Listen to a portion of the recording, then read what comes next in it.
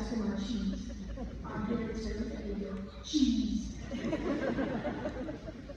In closing, I would start to thank God for my time with Kyle. He was such an amazing soul, and I will hold on to my faith that I will see him again someday.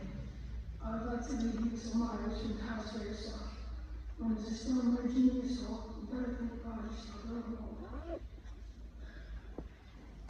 If the demons you find won't go away, drop on your knees and pray.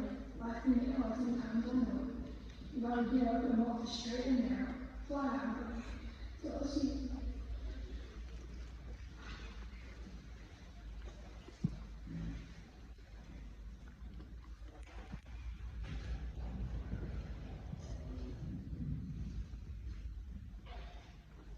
For those of you that do not know me, my name is Shannon Lacey.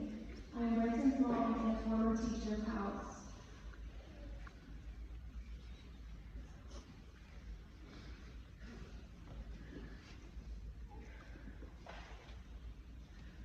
I spent a lot of time with Kyle in this school. 2 years and 6 months, for 4 days a week, 45 minutes each day, to be exact. I will forever cherish this time and the memories of him from class.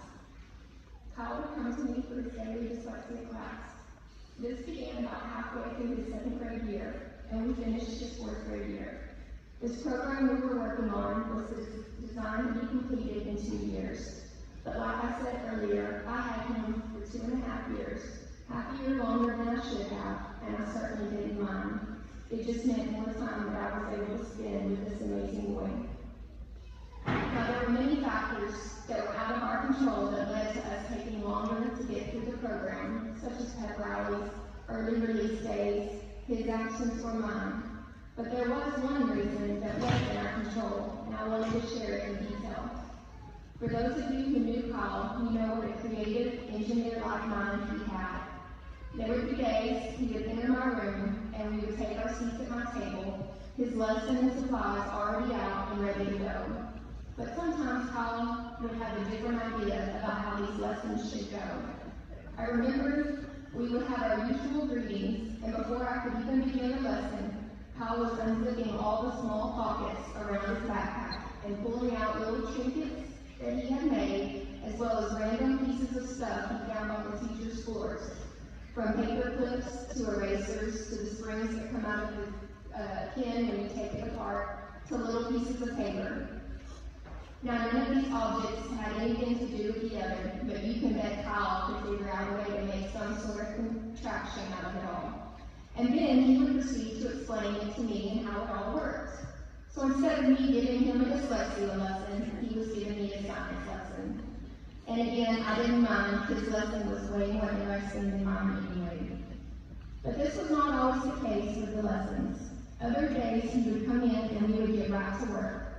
We would usually finish with about 5 minutes left until the bell would ring, so we would just sit and visit. So occasionally, I would take the opportunity to check on how Branson was behaving in class. Knowing that Kyle was the type of kid that always told the truth and always followed the rules, even if that meant ratting out his friend.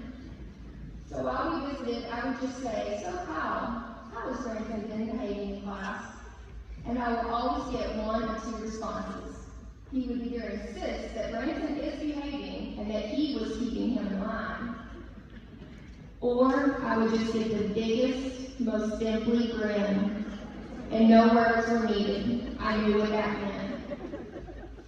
I want to close with this last story which took place outside of school. We were approaching the weekend one week, and Branson had made plans for Kyle to spend the night. Well, let me back up really quick and preface this. Branson and Kyle had the most unique and special friendship, and I say that because they had very little common interests. Kyle loved the band, Branson loved sports. Branson loved to read books, Kyle did not. Kyle loved to watch race cars, and Branson did not. But the one thing they bonded over was their love of science and the great outdoors. So naturally, this sleepover would include one or both in their plans, and that turned out to be the case. Branson and Kyle were both planners and had the weekend planned out by the time we reached Friday. Branson had told me they were going to go exploring and camping, and boy did Kyle come prepared. He walks in the house and finds me in the kitchen carrying his backpack, which I assumed was his overnight bag with his clean clothes. But nope, he begins to pull out their camping supplies like flashlights, a compass rose, and even MREs. I remember laughing to myself and thinking, my gosh, how far are they going and for how long? Now, Kyle was almost completely prepared for this big adventure with the exception of one thing, the pan they needed to cook the MREs.